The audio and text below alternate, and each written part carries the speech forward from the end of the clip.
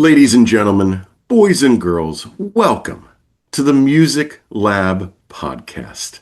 My name is Dogg, and I'm so excited to be back with all of you for another episode of the podcast. Today, I am super excited to be talking with Mr. Ron Ozer. How are you, Mr. Ron? I'm good. A beautiful Wednesday morning. You're just waking up, got your cup of coffee, you're ready to roll, huh? I am. What's the day looking like for you today? Well, typical day of I have some agent meetings, a lot of emails to respond to, a couple offers to write, um, some errands to run, help with my elderly neighbor planned whose phone is dying. Just a typical day around here. I don't actually have a show tonight, so that's pretty relaxed. I don't have to run over to the Elkton or somewhere. Yeah. So you live in Arden, Delaware. How long have we lived in Arden, and what makes Arden a special place? I have lived in Arden now for 31 years, which seems incredible. Arden is a really unusual town. It is a intentional community started by kind of eccentrics from Philadelphia who were this was in 1900. They uh, they believed in this Henry George single tax philosophy. He wrote this book called Progress and Poverty, and these at that time a lot of people were searching for new philosophies, new ways of thinking, and this was one of them. Another was the arts and crafts movement of William Morris. There was, of course, socialism and communism, and there was so they came here and they bought this land after trying unsuccessfully to turn the whole state of Delaware into a single tax state and getting thrown in jail. They bought this farm, they laid it out into lots, and they made it um, a colony where they own all the land and you pay land rent to the town. It's like a land trust, and there's all these kind of community things built into the town, including 45% green space, which compared to the surrounding suburbs is like a miracle. I've got this 30 acres of woods behind my house that'll never be built on. Um, there's big open greens in the town. There's the Guild Hall where we do the concerts, which was the original Derrickson Barn from the 1850s. It was renovated in 1909, and since then it's had Shakespeare, Arden singers, which is Gilbert and Sullivan, and people like Leadbelly, Pete Seeger, and then our concert series, which started in the 90s and which I took over about 25 years ago, went from people like Bella Fleck, Tony Trischka, our first concert, and Richard Thompson. Ended up having people like Los Lobos and David Johansen, and we just continue to bring in amazing artists for our little town here, and people come from all over to our shows. And what is the capacity at Arden? And, kind of tell for people that have never been there, kind of describe like what the venue is like inside. Well, Arden is 250 seats or up to 300 standing. We also have an outdoor stage for the summer. Um, it's a big wooden barn. I mean, it's not that big. Obviously, 250 seats. They built a raised stage back when they started. There's a commercial kitchen in the basement. We have weekly community dinners that are cooked by different groups of people, including our concert guild every year for just for like fall and winter and spring, and not in the summer. So sometimes we'll have a community dinner at 6 o'clock. The band will come and eat with the town, and George will ring the bell and introduce the band and tell people there's tickets available. Just walk up after dinner, or tell them it's sold out. Sorry, you lost your chance. And then what's the capacity at the outdoor stage then? Well, it could when we have the Arden Fair, which is every Labor Day weekend. Okay. There's thousands of people out there, probably upwards of 3 or 4,000.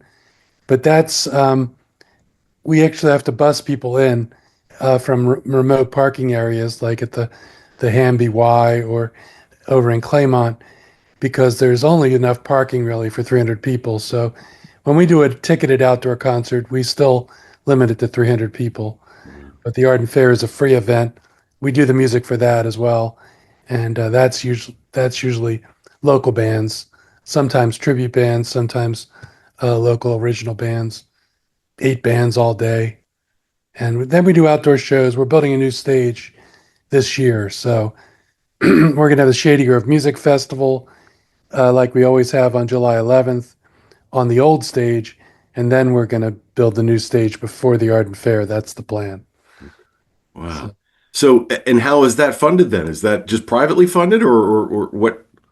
well, the fair actually generates quite a bit of income for the Arden Club, which is the nonprofit that runs the Guild Hall, Okay. and Arden Concert Gild, GILD, which I can explain, but um, all the guilds contribute to the nonprofit in some way. We raise money with our concerts. I raise money by writing grants. Um, the fair, we have a lot of vendors come in. They pay a fee for their spots. We sell a lot of things during the fair, and a good sunny day at the fair can make quite a bit of money for Yeah. the nonprofit. Have you been fortunate with good weather for the past like 3 or 4 fairs, or has it kind of been a crapshoot? Ah, well, it's hard to remember, but it does seem like we've been very lucky in general. I can't think of too many. I think there's only been one fair that was like completely moved to Sunday, and that was so hard that I don't know we'll ever do it again. It's now like rain or shine, and if it gets too bad, everyone just has to leave. Yeah. I just say that because of this past weekend, it was just a freaking washout. Like so much stuff was not happening. Yeah, actually, I have a friend who has a concert that is happening on Thursday, supposedly, and it's the fifth reschedule for rain. That's, yeah, that's pretty amazing. So let's talk about how NIVA then, how they have helped you with the guild itself and how you guys have had a relationship together and how, talk about how NIVA has really helped like independent venues in this country. Yeah, I mean, the National Independent Venue Association, I call it NEVA, but different ways to say it. But I've joined it. I was actually invited to join the group in at the end of April 2020 during the pandemic by Hal Reel, who was the founder of Well Cafe Live in Philly, and um, and he just had connected with all these other venue owners and managers and leaders and nonprofit types, all different kinds of people, and they were like, "What can we do? The music is not happening," and they had the slogan, we're the first to close, we're going to be the last to reopen, and they recognized it was going to be an economic disaster. We're going to lose all these venues. So in a matter of 9 months, really, we uh, built a lobbying team. We had a really good lobbyist in Washington, and I learned how to lobby, and I worked with a bunch of really smart people, and we got this bill written and passed through Congress and signed by Trump in December 2020, which was basically the single largest funding of the arts ever in the United States. It was like something like 25 times the national budget of the National Endowment of the Arts. And it must have saved thousands of venues. We have, I mean, I can point to many of them. I know many that closed also. Right. But that money, you had very strict rules. You had to show exactly what you were spending it on. Federal grants are no joke, Right. and a lot of us had to learn the hard way that, it took even after it was passed, it took 6 months before the applications were really happening, Okay. and then another 3 or 4 months before money started to come in. So we knew it was coming, but a lot of people ended up closing anyway. Um, Arden was fortunate in that we own our building, but for people like in New York City that don't own their building and the rent's $50,000 a month or whatever, you can just imagine what you're trying to do to survive. So the I personally helped a number of venues in Delaware and in New York and other states on the phone visiting um, people get approved for this funding. It was really tricky, but Arden got a significant chunk, and we were able to buy a new sound system. For example, we never really had one because you could do a certain amount of capital improvement at the time. We we did, we did live stream shows. Oh, we bought a video streaming system, and we did live stream concerts. We did David Bromberg's 75th birthday, which was shown around the world. We had people watching it from Italy. Very cool. Uh, so we even partnered with like Town Hall in New York City Mhm. on a Judy Collins concert. It was an interesting time. So I made so many connections with them. It's the reason I can do what I do now is that I just know so many more people in the country and really in the world than because you really need these contacts. And it used to be that you didn't work together at all, but the pandemic made it so that venues are working together much more. I mean, Mhm. we're still competing to some extent, but Right. obviously First Avenue doesn't have anything to worry about, anything in Delaware. Yeah. Um, I'm heading there for the first time in like a week and a half for the NEVA conference, which is happening in Minneapolis. So last year it was in New Orleans, correct? Or was that 2 years ago? Uh, oh gosh, what was last year? No, last year was Milwaukee. Okay. The year before that was New Orleans, then Okay. DC, then it started in Cleveland, where a lot of our um, members are Yeah. earliest members. That's a great town for music, Cleveland.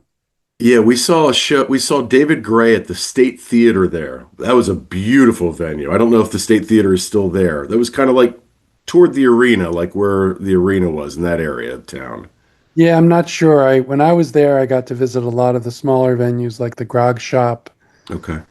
Beachland Ballroom, which is Yeah. my friend Cindy's place, which I she's smaller than I am, and she gets amazing acts because they all know her.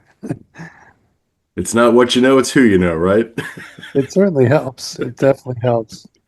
So I got to ask you, I mean, you know, as a music fan, as someone who just lives and breathes music, like I know like when I go back to that time when the pandemic first hit, like I was truly scared to death that this was like that we would not have this anymore. Did you have those same thoughts or did you have more of a positive outlook on it?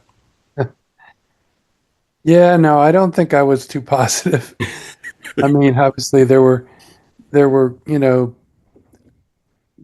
being with this group of people in Neva was kind of like in a sense like being in the army without any violence, thankfully. But we kind of had each other's backs and everyone had all sorts of different ideas about how to stay afloat. And it's hard to remember what it felt like in 2020, but I mean, we had no shows. We did do like one live stream, and I remember David Bromberg's wife, you know, just coming up to me repeatedly and just so worried, that don't let anyone else in this building, we don't want anyone near David. He's 75 years old and all this stuff. And, she was not sure he should be performing without a mask. And, I even announced the show with a mask on the mic. My feeling was, well, some people don't like masks. I'm just going to show them, we're wearing them. Yeah, it is. I mean, it's crazy to hark back on that time. So I want to like you had to have been surprised. I would assume yourself as well as like this lobbying group that all of this just passed so easily, right? I mean, like, were you surprised or did you feel like your work was validated? I was pretty surprised. In you know in as always, who, like you said, with who you know, it really helped that, we had people like Dana Frank, who owns First Avenue and who became friendly with Senator Klobuchar, who was the co-sponsor of the bill. And another venue in Texas was friends with Senator Cornyn, who, just is losing his seat. But he was, one of the senators during the pandemic who was supportive of COVID relief.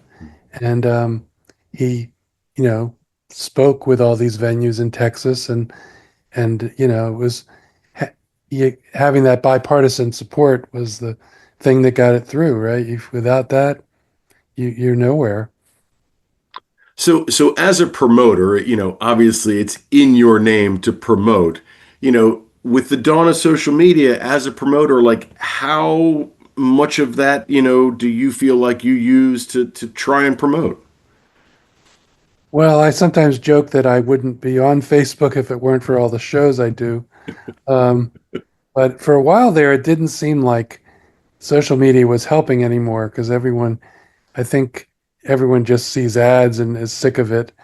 Um, but it kind of depends on what show you're promoting. And um, we have been learning better techniques to use Instagram, Facebook, for example, to promote shows.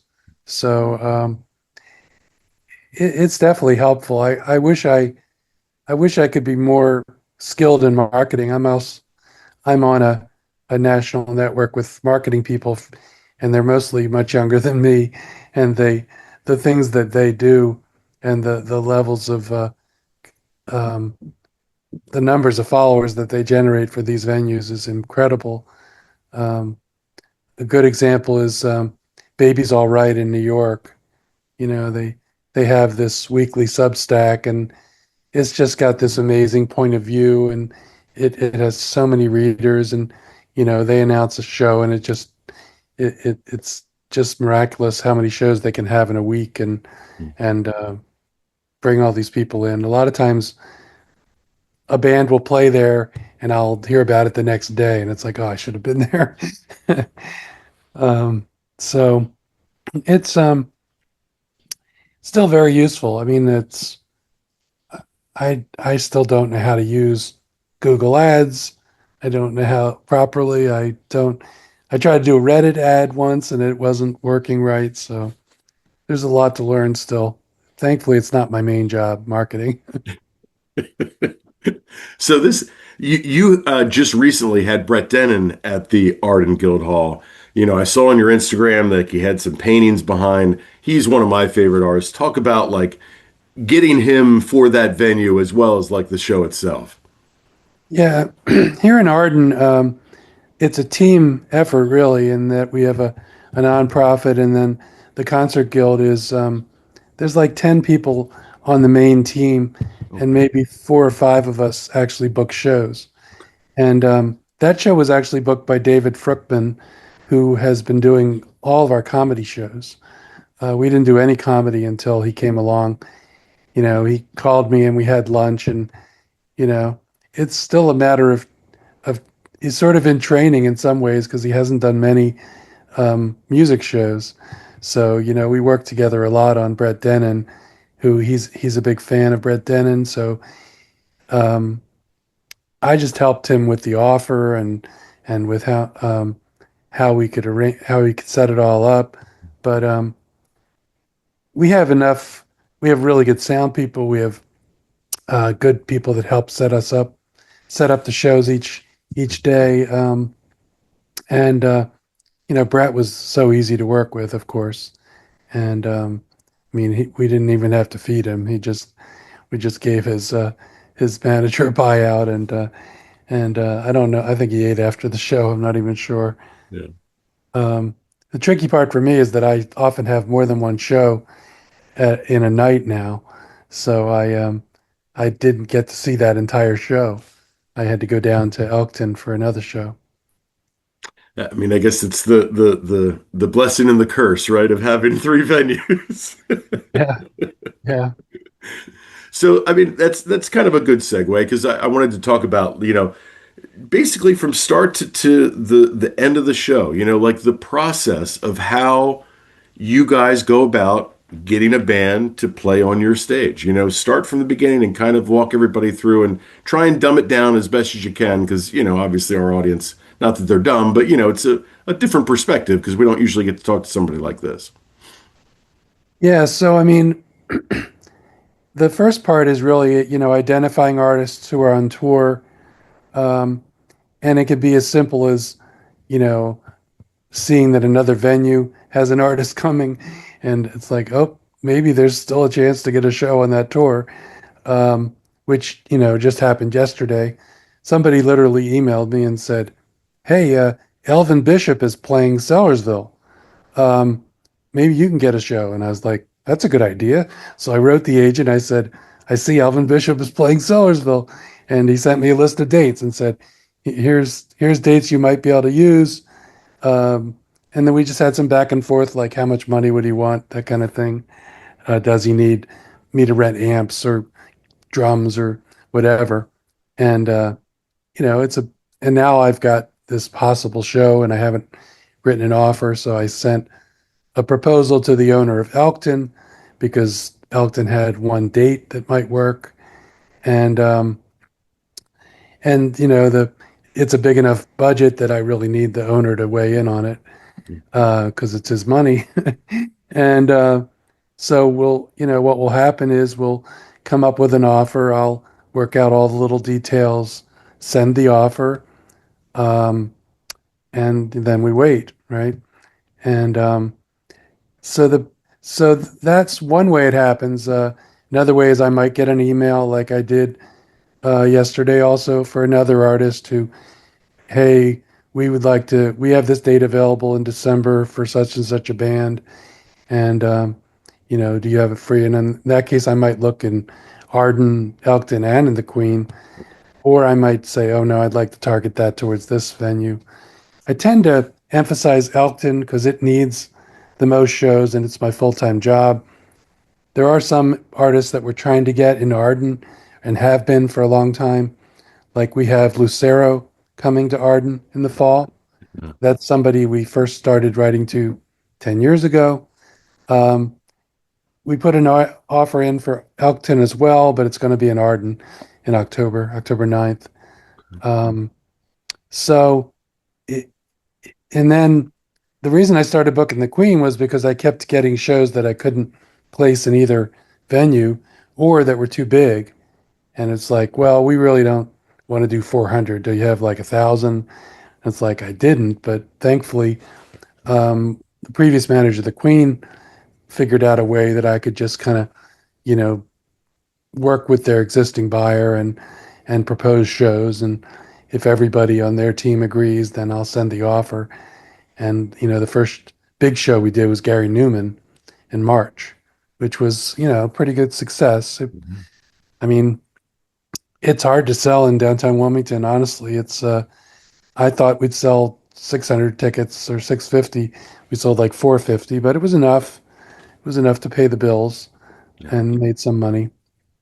Um, they had ended up having a show at the Keswick same week, which was not part of the plan. Ideal. Really, technically, I could have canceled the show because it was in our radius clause, Mhm. but we decided to go forward with it. Um, so from then you go to contract. You have to review the contract and make sure there's no terms in it that you didn't weren't in your offer. And there's questions of like support. Is someone going to open the show? What's the budget for that? Is there budget for hospitality? All that kind of stuff. And are the ticket prices that I put in the offer correct? Should we adjust them? And then eventually you're talking with the marketing people, you're working on the announce date. Maybe there's an on-sale date that's different. Maybe there's pre-sales. Um, get all that set up. We have some big shows coming where we're setting all that up pretty formally. I've got Cowboy Junkies coming to the Queen, announcing next week. Suzanne Vega is coming to the Queen, both artists that played in Arden first. So those are like easy for me to just repeat shows I've done here. We only do 20 shows here, so in Arden, so don't repeat people very often. Right. Um, so then the day of the show, it all depends. Elkton, I don't have to do much. Yeah. I don't even have to be there. I go mainly because there's artists I want to meet, or I want to make sure things are going well, or answer any questions that come up during the setup or the show. Now, does each venue use the same ticketing, or does each venue have a different ticketing agency that you guys use? Arden and Elkton both use Dice, Okay. and Elkton ended up choosing Dice because of our experience with it in Arden. Um, I've thought about changing it. We have not done that yet. Um, there are advantages and disadvantages to each one. The Queen uses Ticketmaster, which, not my favorite, but it's kind of required for them to do Live Nation shows, it seems like. Maybe that will change with this latest settlement. Something that Neva's been pushing for actually is the breakup of Live Nation and Ticketmaster. So, but I mean, Ticketmaster has some advantages, especially for a show like War on Drugs, where some of these smaller ticketing companies might not be able to handle The the demand. volume. Um, that's not that Ticketmaster is a great software or anything. I'm sure you've used it plenty times. So frustratingly, yes, yes, I have. You are 150,000th in the queue. Yeah. And that stupid walking, the walking thing that goes across Oh, so yeah. frustrating. So yeah, I guess my question then is, having to deal with, this kind of specter that Live Nation and Ticketmaster has as an independent venue. I mean, obviously the challenges are, well thought about and well talked about, but like for you personally, like what is your like biggest struggle with them? Well, I mean, right now that I'm working with the Queen, um, there's going to be shows sometimes that I am interested in, but that, I won't be able to book because Live Nation is you know, promoting whatever 70 or 80% of the tour. Um, so that's a struggle. I think the bigger struggle is in these towns where Live Nation is coming in and building venues, um, where there's already venues of that size. And I was just down in Tampa. Tampa's a really good example. There's an independent venue going up around 4,000 cap. Live Nation's just announced the same size in not too far away, and they can come in. They have so much money. They tend to offer more money for shows. They can offer all these deals with a lot of different venues, 360 deals where there's marketing and there's merchandise and there's cuts of this and that. It's pretty hard to compete with that. And I mean, I know people that want to produce shows as an independent, um, up the what they call the venue ladder. You got a band that played your venue at when it was 100 cap. They moved to your 400 cap room. They moved to your 1,000 cap room, and boom, they're playing the 3,000 Live Nation room, and then the 3,000, then the 10,000 amphitheater, and maybe the stadium that has an exclusive contract with Live Nation. So you've put in all this effort in developing an artist, and then some of the biggest payoffs you're not getting. Yeah. So I don't ever expect to be in that situation, but I did kind of test the waters talking to an amphitheater a couple weeks ago, and it was just like, well, no, you really have to have a certain percentage of this tour for us to put this in our venue, and that's going to limit who can produce that tour. I've been really impressed with like Bruce Springsteen. He's doing his show in Philly, which I'm going to on Saturday, with Larry Magid, who, produced his tours in the 70s in Philadelphia. I mean, guy's like 80 years old.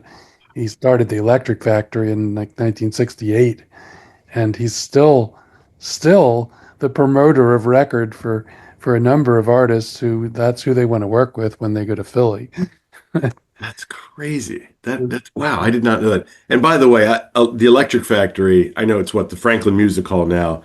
That is one of the worst music venues. I hated going to shows there. Like, because unless I you were in the first like 20 feet of the stage, like it was not a good experience. And I'm 6'3", so I'm tall. Like, I I know I agree with you there. I avoid it. I mean, I'll literally drive to New York and go to Forest Hills or something instead of going to the I'll still call it the Electric Factory. Apparently, the original Electric Factory, which well isn't the building they have now, right. was where Hendrix played or whatever, was much better. But I Wow. think it was falling apart when they had to move and build the new one. I mean, yeah, I mean that's a good segue. I mean, talk about like, we because we know because we're local, like we know that Philadelphia from a music venue, just from a fan perspective, from you always hear from bands like they always love playing Philly. What is it about Philly like in your mind that makes it such a great like concert town? I mean, from what I can see, there's a ton of musicians there. I mean, there's always been a great band scene there. I mean, there's so many bands that have come from there.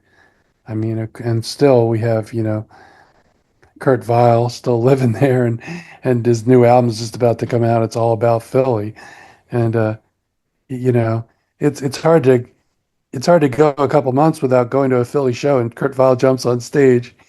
He was actually in Arden at our Sun Ra Orchestra show, and he was at Marshall's 102nd birthday party the other night, just sitting in with the band in the back for Marshall's birthday. And so you do have this amazing vibe there. There's quite a few independent promoters too. They've kind of all banded together now, calling themselves Rising Sun, but it Oh, is right, like yeah. Public Boy and 118 North, Ardmore, the Colonial Theater, um, and they do shows. Some shows at Johnny Brenda's at Union Transfer when for rentals, and some at the Keswick. And that's a really I know a lot of those people involved in that team. In fact, they're my biggest competitors. Really, it's like oh, there's another show in Philly that means I can't book that artist this year.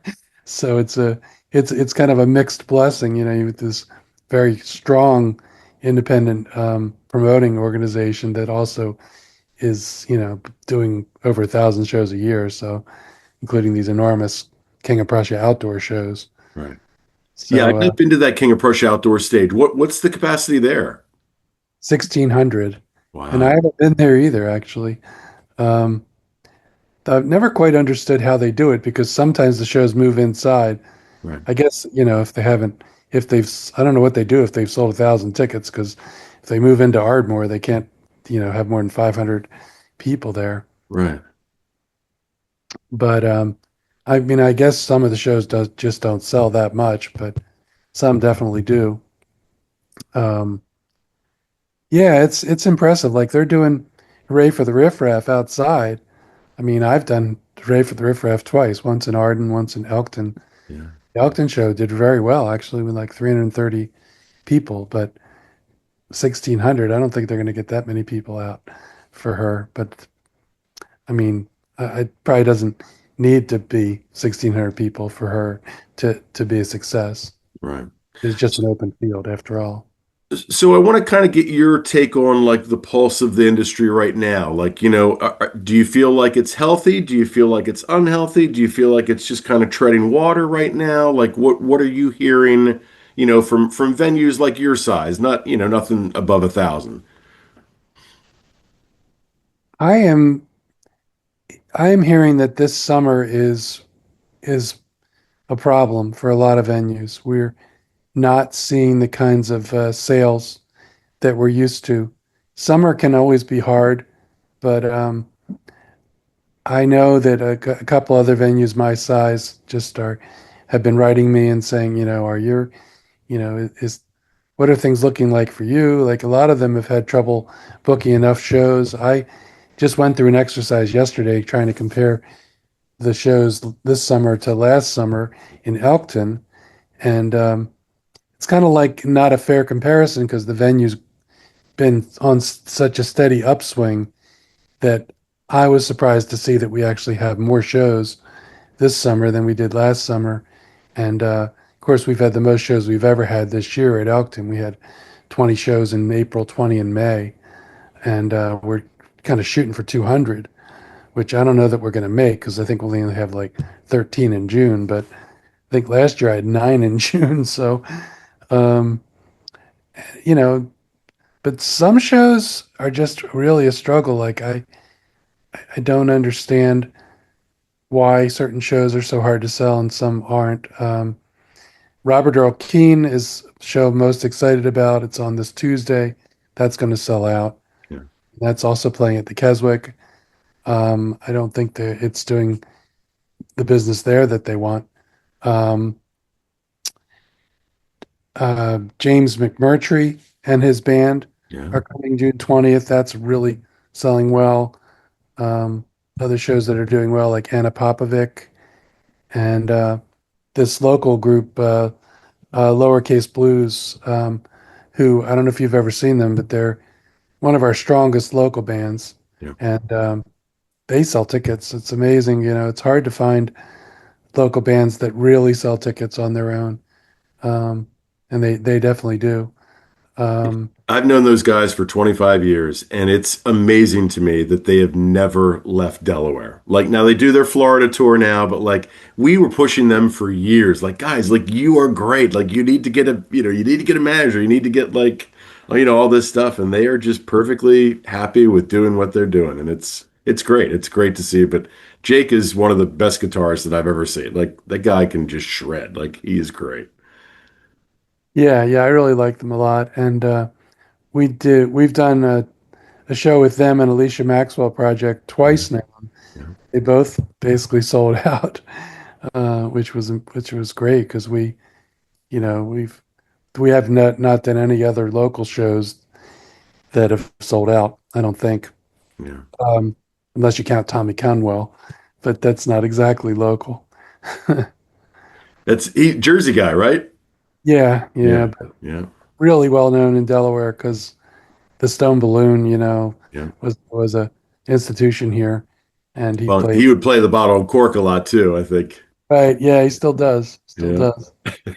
Yeah, we're talking about another bringing him back to Elkton in 27. So Do you, I mean, obviously you have to see, especially some of these like legacy acts now that are still touring, in their 70s, in their late 60s, and a lot of it is just like based on financial reasons. Like, do you ever see like an artist where you're like, man, like I'm actually kind of surprised that he's at that level with being as great of a musician as he is. Like, have you ever kind of run into that with situations?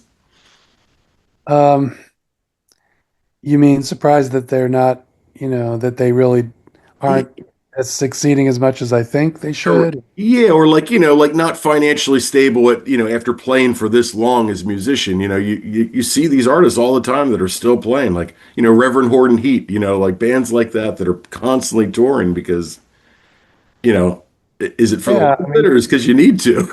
it's hard to know. I mean, I think Reverend Horton Heats must really want to play, and he certainly has no trouble selling tickets. So, I mean, there's peop there's people, in much more difficult situations than him. Yeah, We book a lot of blues artists, and you get these terrific blues artists who it's hard to know how they can make enough money, at because you can't, if you're selling 100 tickets at Elkton Music Hall, you're not going to make much money. We've got expenses for the venue, and we don't, everybody gets paid, but it's like how much can you pay somebody who sells 100 tickets for $25 a ticket? right. And they've got a band and they're on the road. So you wonder how the economics can possibly work. Um, I mean, we've had amazing people like John McEwen, one of the founders of the Nitty Gritty Dirt Band. And this was early on, we had like 60 people in the venue for him. And he was telling these amazing stories, he opened for every major act you can think of. He's best friends with Steve Martin, the comedian. I mean, you know, but getting people to come, if it was billed as Nitty Gritty Dirt Band, they would come, but he doesn't have that name. Someone else tours that name. So, um, So I want to talk about an iconic musician that you guys are having at Elkton. You have Stuart Copeland coming. How did that come about? well, that was another. So every now and then I'll get an email and it's one of those yes responses. You see the email come in and they've taken your offer. Um, Stuart Copeland is a spoken word show, so we're still a little nervous. The people are going to show up and not see a drum kit on the stage and be like, "What's going on Right. here? I want my money back." Even the Colonials doing Stuart Copeland in the summer, and that's nearly sold out, 600 seats.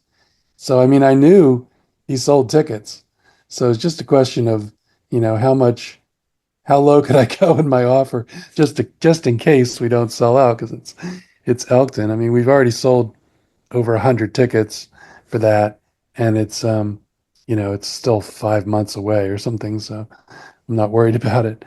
But yeah, he's doing these. He started doing this in Australia, I think. He's a great talker. He's got incredible stories. He's worked in the movie industry, of course, the police, his own bands. Um, Highly intelligent too. he's also raised by two spies, two CIA agents. So he has amazing stories about growing up in a house like that I don't know when he figured that out, but um, apparently those stories. I think he was just on 60 Minutes, which like lit up my feed all these clips from 60 Minutes, Yeah. probably because I've been Googling him or whatever. But yeah, so that's going to be really exciting, and they're it's like $200 for the meet and greet, so I get that for free. That works. I Kind mean, of, have you thought about like, are you going to ask him any like burning question that you have for him, or you more of you kind of just let these artists go? yeah, I rarely want to like interact too much with the artist unless it's really clear that they want to. Because I mean, I know that they just get barraged with questions. Of course, that whole show is questions, and I think I read the writer. It's like he comes in, does a quick line check, and he's gonna like lie down for a while, to take some alone time before he has to greet everybody and everything. And I totally understand that. I One show we had that was really fun was we had Jeff Daniels, the film actor, Sure. and he's a really good musician as well. He writes songs and has amazing stories, of course. And he has started a small music venue in his town in Michigan.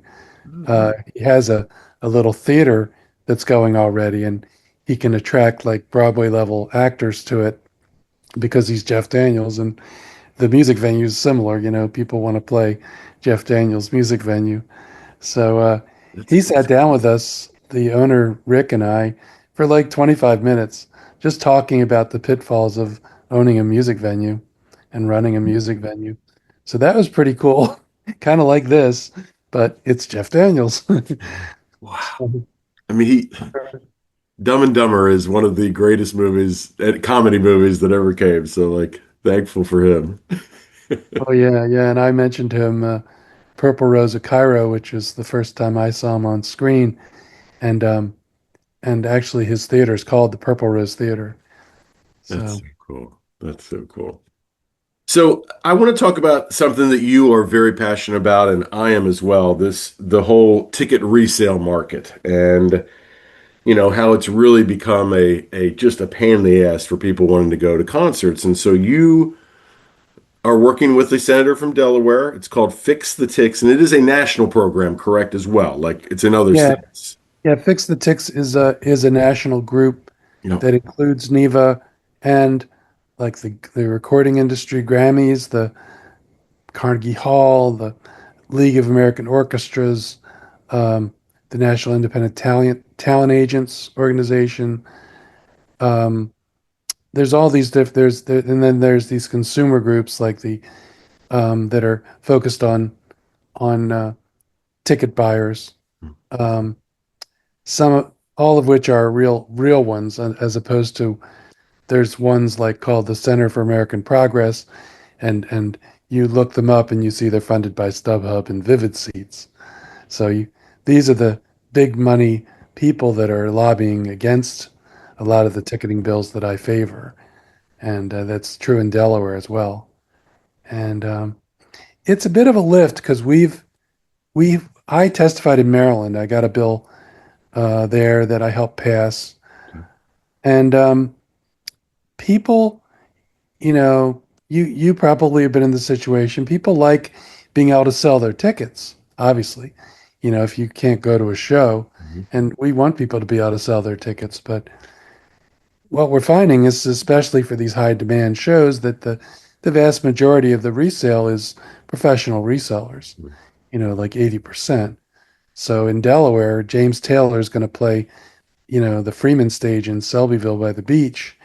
And, they have all these local donors and people that live nearby or have summer homes, and they couldn't get good tickets because they were swept up by the bots.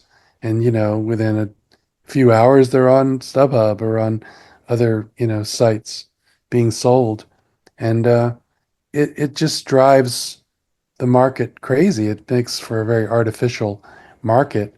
The artist tickets were pretty high to start with, so the what ends up happening is that the very best seats go for these huge amounts of money. And what we think is the best solution, and which is actually working in Maine, the first state where this is implemented, is a price cap. And basically, you know, the tickets are meant for the venue and the artist, and they've set the price, and they're taking the risk. We put the money into the show. Mhm. Artist is going to earn a certain amount of money based on that ticket price. If someone's charging twice that much, they're getting all the difference with no investment, no risk, just, a bunch of bots that they've trained to buy your tickets for you. And it's so, it's such an amazing business that it's become so professionalized. Like you can go to a conference on reselling and you can buy 100 SIM cards at this table. We had people from Neva that went to this conference and just like talked to every table to see what was being sold. Yeah, you buy 100 SIM cards so you can have 100 different phone numbers that make 100 different Ticketmaster accounts, so that then you can buy 400 tickets to a concert, all with four, with 100 legitimate Ticketmaster accounts that aren't really legitimate. So it's not mom and dad can't get a babysitter. Right. You know, it's mostly you know Johnny down the street is In his basement. sell, trying Yeah. to sell 50 of your tickets, the last 50 you have in your room, and he jacked the price up. We had a scalper the other night. We had a scalp ticket for Crack the Sky in Elkton. It's pretty rare at our size to see it, but this woman came in and she was just convinced she had bought this ticket from us. And this is people come through, and every venue has this story that they get blamed. You sold me this ticket for $300, and now I see it's available for 120. It's like, well, no, we didn't sell you that ticket. So I had her look up the email, and it's like, no, you see, this says eventtickets.com. This is not Dice. This is somebody else. And we had a hard time figuring out what ticket she bought. It was a reserved seat, and it didn't have the name on it, and it's scanned. Um, Finally, our door person did some quick sleuthing and figured out that we had checked in this one person who wasn't marked off on the seating chart, and that must be whose ticket it is. And she was very upset.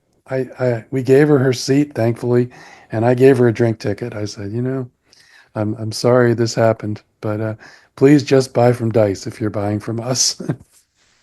But yeah, I mean, I had that happen. We went to Oasis up at Madison or at MetLife Stadium for night two, and we had bought Yeah, I was tickets on there. StubHub, and it was a disaster. Like it was absolute disaster. Like I hate every part of that company.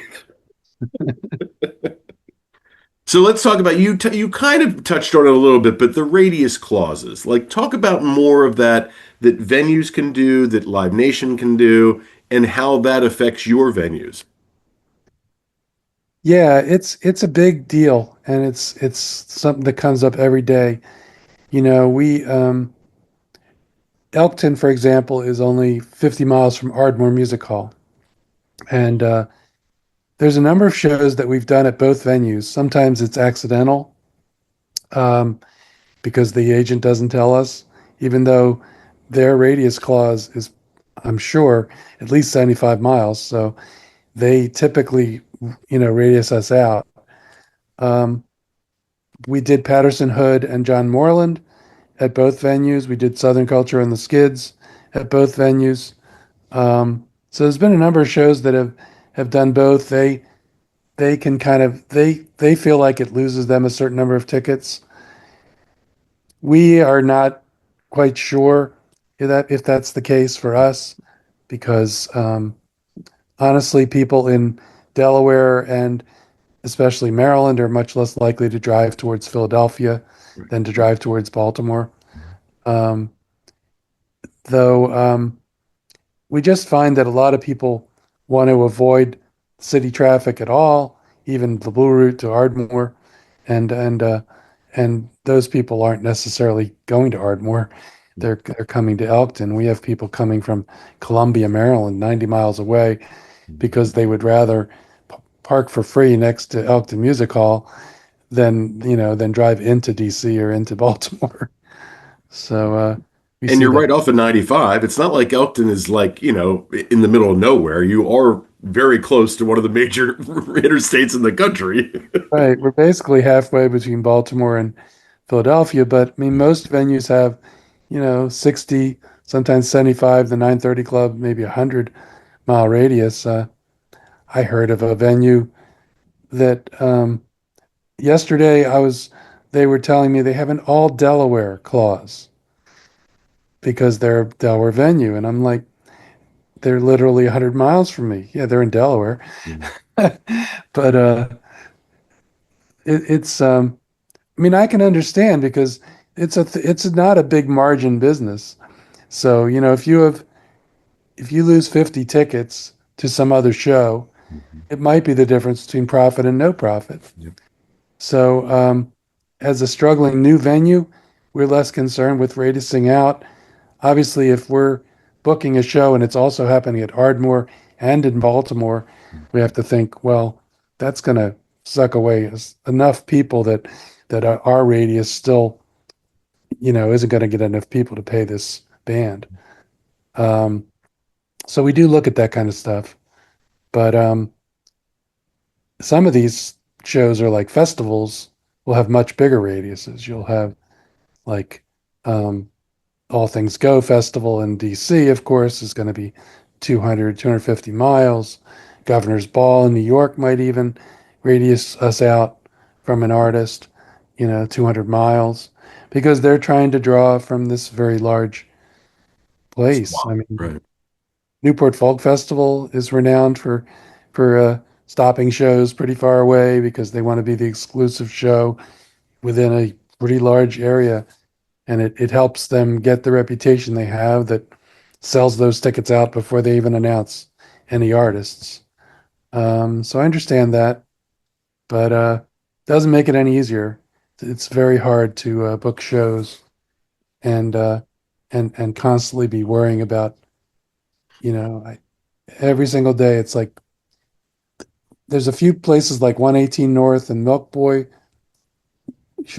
usually is not a problem. for Elkton. It could be a problem for Arden. The Queen doesn't really like to book shows that are happening in Philly Yeah. because it's only 25 miles. SEPTA connects them. So if it's a young person's show, they're kind of counting on a certain number of people coming from Philly for an act like that. So I guess, another challenge that I would assume that you're probably facing, like other venues that you keep hearing about in the national media, is that people aren't drinking anymore. And that's a huge, like, profit part of like the venue. Are you seeing that at the venues that you have or not as much? And then if that is the case, how do you kind of think outside the box to recoup that kind of revenue? I mean, it's very demographic based. I mean, I think some audiences seem to be aging out of drinking because their doctors are telling them to, um, and the definitely Gen Z drinks a lot less than the millennials. Can see that really clearly. So, like, we do a Warped Tour show was one of our biggest bar nights ever. We had 350 people there. It was a crazy show. Um, but we'll have um, some electronic 20s band Yeah, that everyone comes in and has a gummy. They're not drinking. um, but I mean, we just did Splintered Sunlight in Arden, and I mean, that was our biggest bar in a long time. I mean, it wow. was a 3 hour show, and everybody was drinking, I'll tell you. So um, some jam band shows aren't that way. I think some younger jam band shows a lot less drinking. Um, it's I don't thankfully have to worry about that as much. It's not We don't rely on it in Arden as Right, as a key thing. It's important to Elkton, and I haven't even seen the bar totals for a lot of the shows there, so I don't always know um, if we're doing well or not unless I'm there. right, I know classic rock tends to do really well sure. for drinking.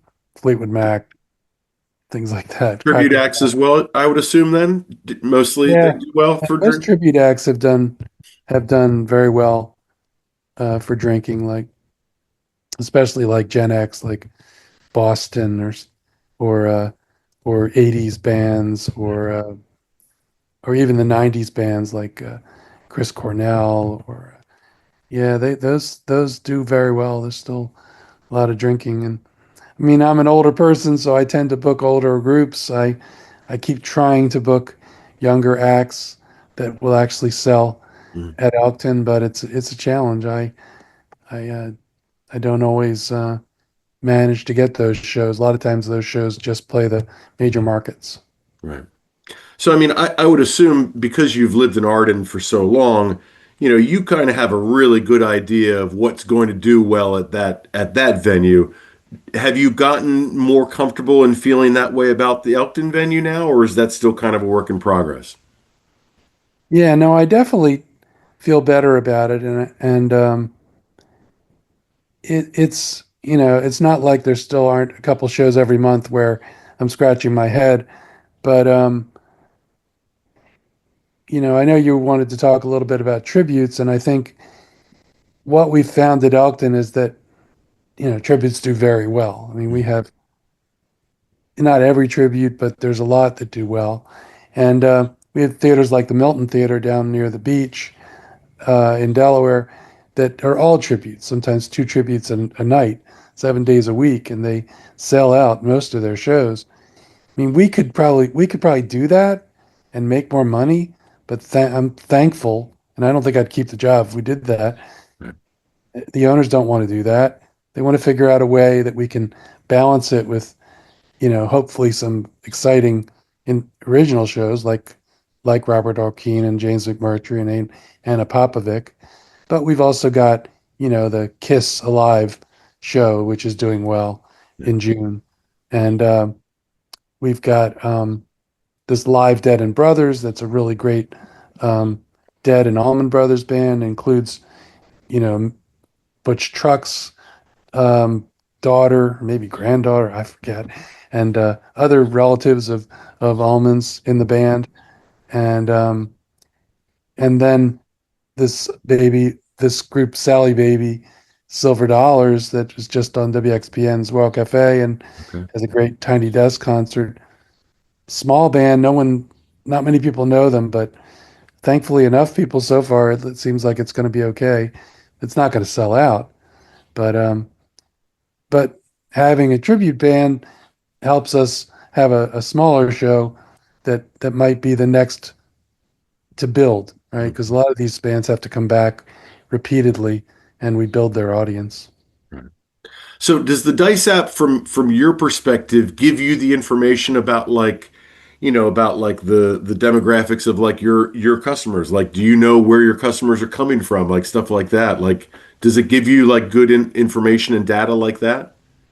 It does. It does. I don't think we make enough use of it, except that we are able to target with what they call pixels, Okay. previous buyers on Dice. We've installed some code so that we track certain things about who's buying.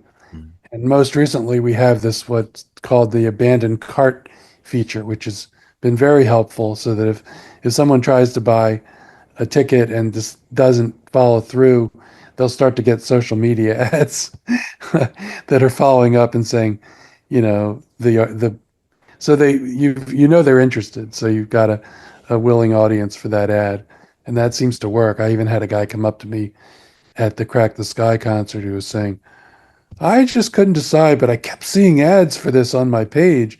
Like, you better go to Crack the Sky. I was like, oh, right, it's working. Thank you for that, sir. But I forget what the original question was now. Oh, I Oh, don't, yeah, I don't know. I got That's all lost right. there. So I want to talk about, we've talked about your professional life this whole time. 39 years of marriage to the same woman. That is impressive, my friend. What is, give us some advice to us younger folk. How do we do that? Yeah, I mean, I think what's been most important for us is that we each have our own lives, um, professional and some to some extent personal lives. And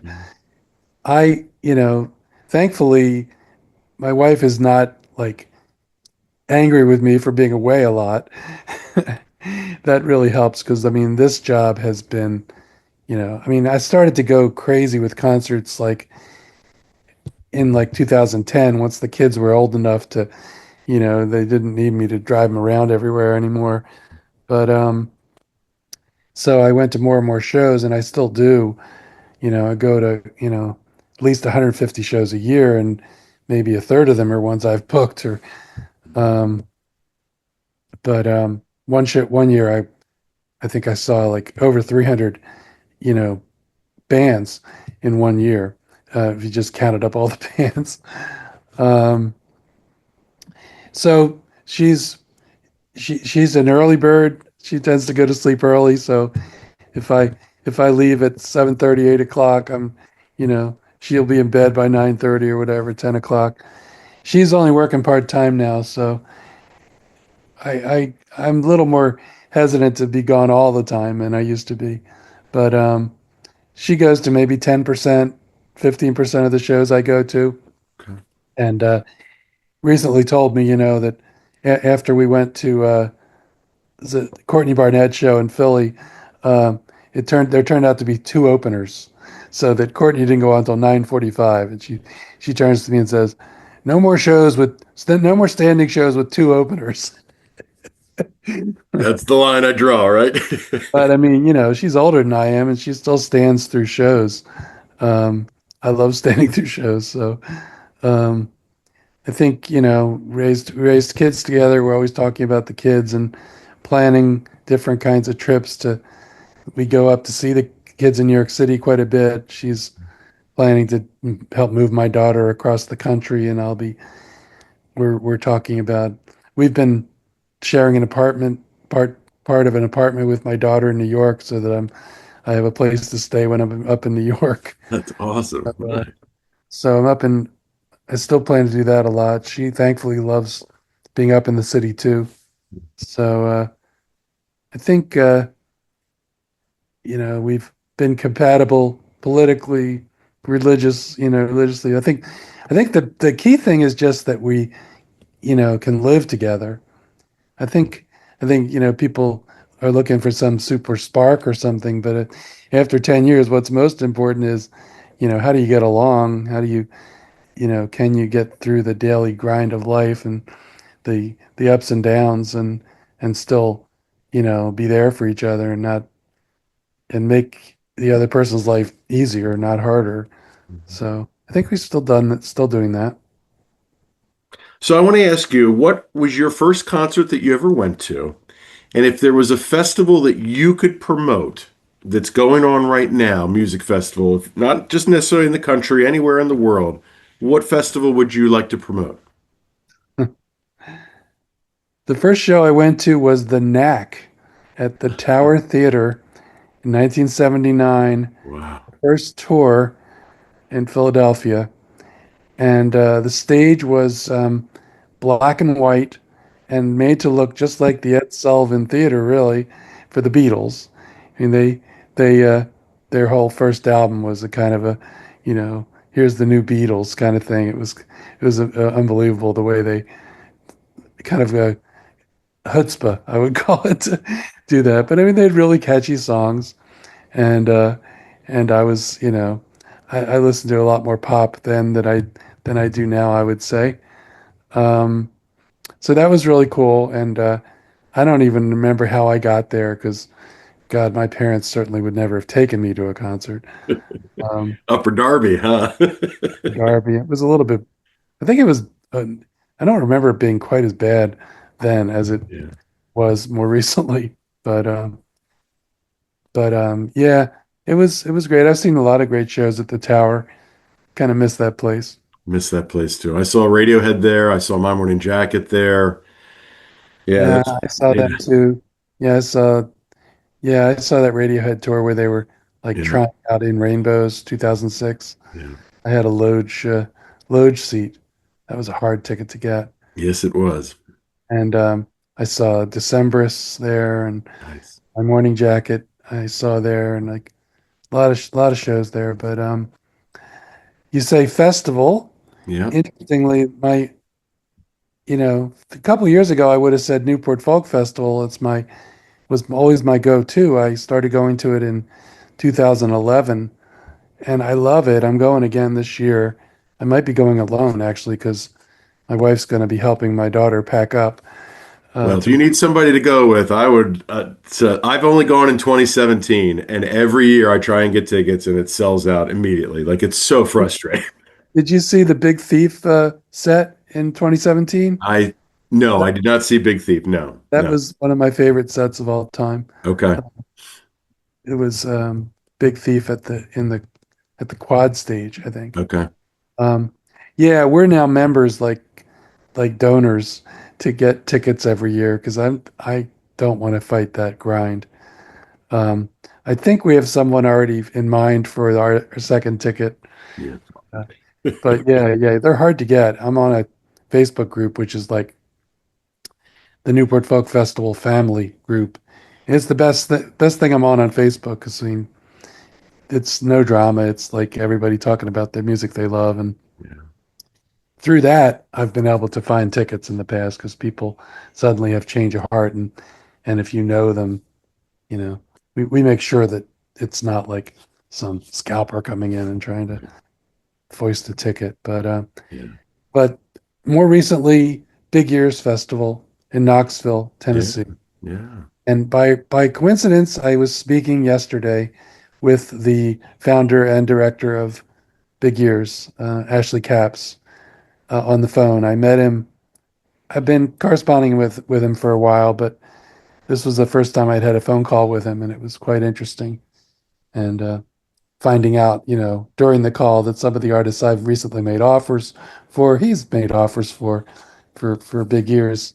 Of course, they're deep into booking the March festival in Knoxville. I guess it's April, early April. Okay. But picture that festival in the whole city of Knoxville, very walkable city. There's like 20 different venues that have music, and maybe 15 of them at one time have shows. The hard part is FOMO. I mean, you are always missing like nine other things.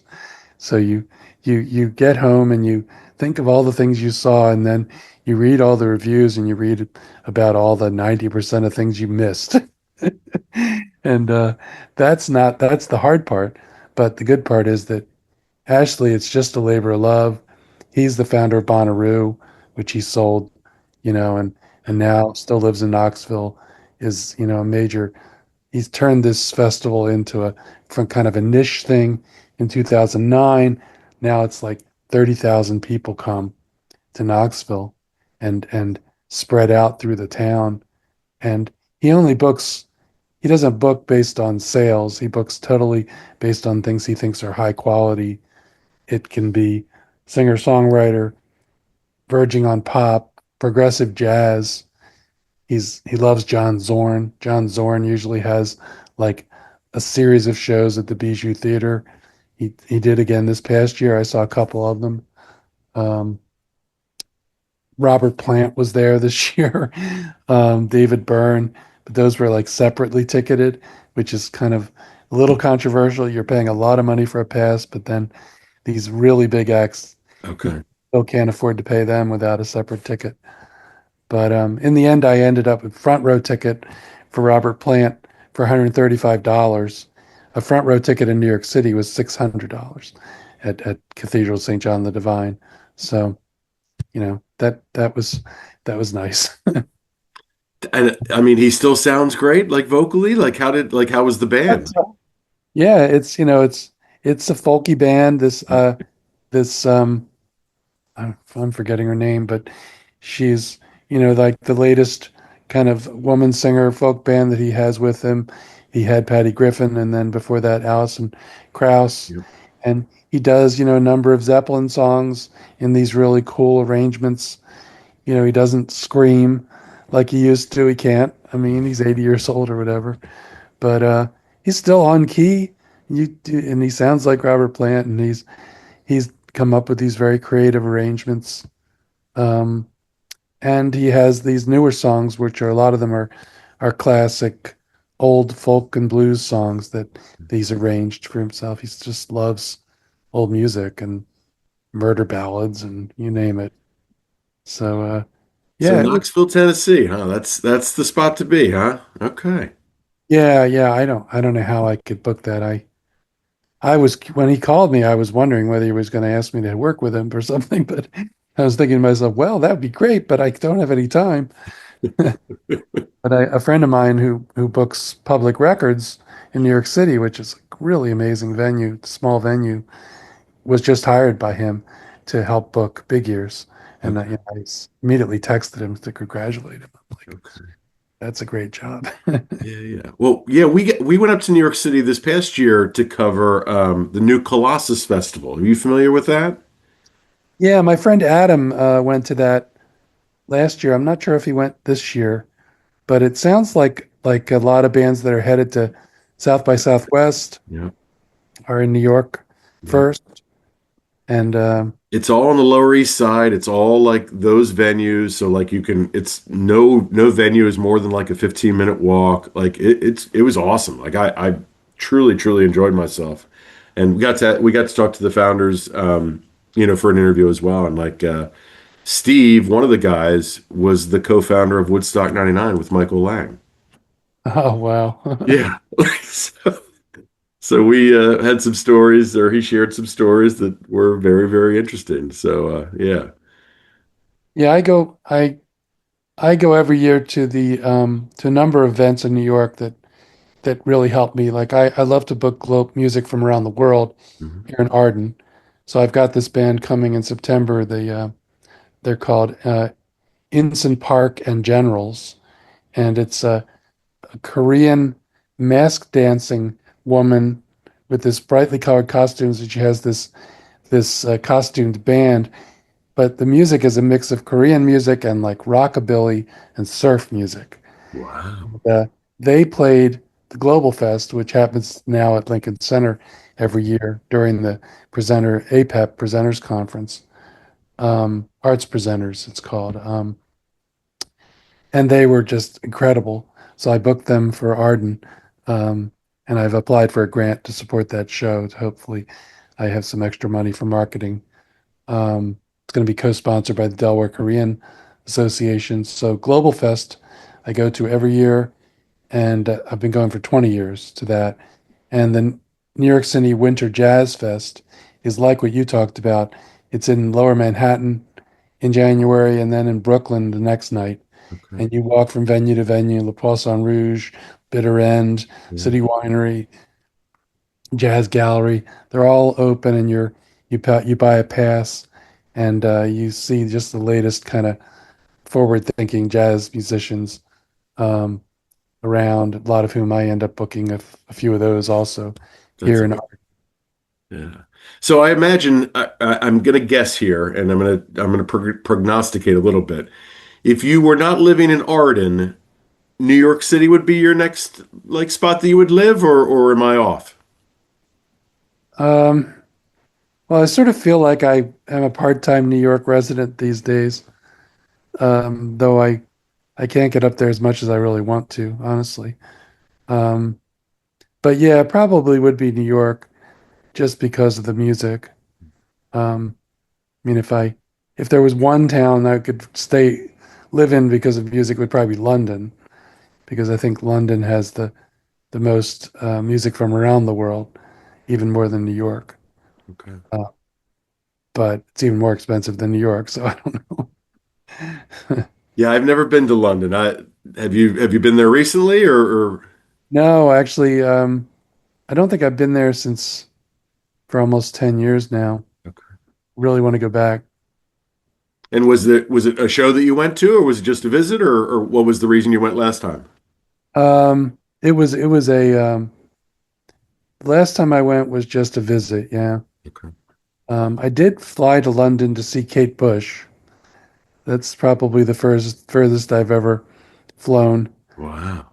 to see a concert. Okay. Um, I met a friend of mine who was living in Switzerland at the time. We were both trying for tickets online at like 5 in the morning, and he couldn't get one, and I got one ticket in like row Z, and ended up going. She only did 22 shows.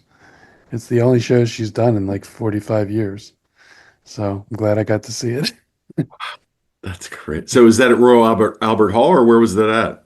No, it was at Odeon Hammersmith, which is Okay. like a 3,000 seat theater, and it was really set up like a Broadway show. It like had full theatrical lighting and sound, and she had such a particular thing she wanted to do. It couldn't tour. It had to be all the same all in a month. She did 22 shows in about 30 days. So my final question for you, I want to know what is your ideal way and how you listen to music? Are you in the car with the windows down? Are you in your living room with some good speakers? Do you have your headphones on? Like, is it a live show? Like, what's your ideal way to listen to music? Well, yeah, I think live show is the best Okay. by far, especially in the right venue with good sound. The I don't listen too much on headphones except when I'm, like on the train or traveling. I listen in the car a lot, but my preference is to listen at home either to vinyl, but more commonly to high resolution digital. I use Qbuzz, which is the probably the highest quality streaming system Yeah. service you can buy. I've got a special analog digital converter for it to and I still have my 40-year-old Advent speakers. Well, maybe they're 45 at this point, which I still love. And um, I don't go overboard. I don't have like my friend has a 110-pound turntable and mono block power amps and a separate preamp and all that. I don't have any of that, but I mean I'd like to. I've heard those kind of systems, and it's amazing, but I've never put the money into it. Yeah, it's funny. I've never really been into like listening to music on headphones either. But when I was doing album reviews for the podcast, I felt like I needed to at least listen to the album once on headphones because you do miss a lot, especially on certain albums, so I did kind of feel like it helped, but overall for me as well, like I'm kind of either, yeah, in my house with speakers or, listen in the car. So I'm with you. I think I'm too lazy these days to put much vinyl on, but I do find that just the process of putting on a record and listening to one side, I tend to listen more closely. Mhm. It tends to be less background music Yeah. and more intense. So I I feel like a lot of albums I don't give them enough of a chance. Like there's albums where it's taken the fifth or sixth listen for the album to really click for me, and I just wonder how many albums I've missed because I didn't give them that kind of chance. Yeah. I think that's a fair statement. So I want to talk about any new projects that we have going on then in the future that you can talk about. Well, we have a bunch of really cool shows coming to Arden. In particular, I Arden is kind of like my place where we only book music we love. So, we're not doing it just because it sells tickets. Um, so, I still do book a lot of things at Elkton and the Queen that I love too. But we've got some bands like I've booked this band, Beats Antique, is a electronic dance band that's like has belly dancers and that is like a favorite of our lighting guy in Arden, and he's always wanted to have them here. Never thought it was possible, and I'm making it happen basically for him. He's been, he helped start the Concert Guild 25 years ago before I was even involved. Um, we've got Mary Gaucher coming, and Susan Werner in the fall. I've put offers out recently to like three other artists who I'm waiting patiently, not very patiently, to hear. One of whom is a real legendary artist that I'm super excited about, and I hope comes through. But I can't mention. I don't want to jinx it. Yeah. But we just booked the Smithereens to play Arden. That's a big one for us. Going to be in 2027, and I don't know. It's the hopefully what I'd really like to do is book a sold out show at the Queen. If I could really find the right, I've put in some pretty big offers, and it's really hard to get shows away from Philadelphia. Yeah. But that that's my biggest hope. That would be so amazing to book some unexpectedly sold out show at the Queen. Yeah, I mean, and I think you're right. I think for all the reasons that we talked about, Philly having such a great scene, having a great venue scene, just it is tough to book so close to there without being Philly. Yeah, yeah, definitely. Yeah. Well, Ron, thank you so much for doing this. I appreciate you taking your time and, sharing like a different side of the industry that we don't usually get to hear because we usually always talk to bands and artists. So it was great to talk to you and get your perspective. So thank you so much for doing this. Thanks. Thanks. And Good. best of luck with all the venues, man, because we need live music more than ever. So thank you for all you do. Hope to see you at one of my shows. Absolutely, my friend. Ladies and gentlemen, don't forget to like, follow, and subscribe to our YouTube channel, our social media pages. That helps us and helps the bands and artists and promoters like Ron. Also, check out our sponsor, RAR Outfitters. That's RAWR, outfitters.com. Don't just wear, RAR. And as always, ladies and gentlemen, I've been Dogg. You've been great. This is the Music Lab Podcast.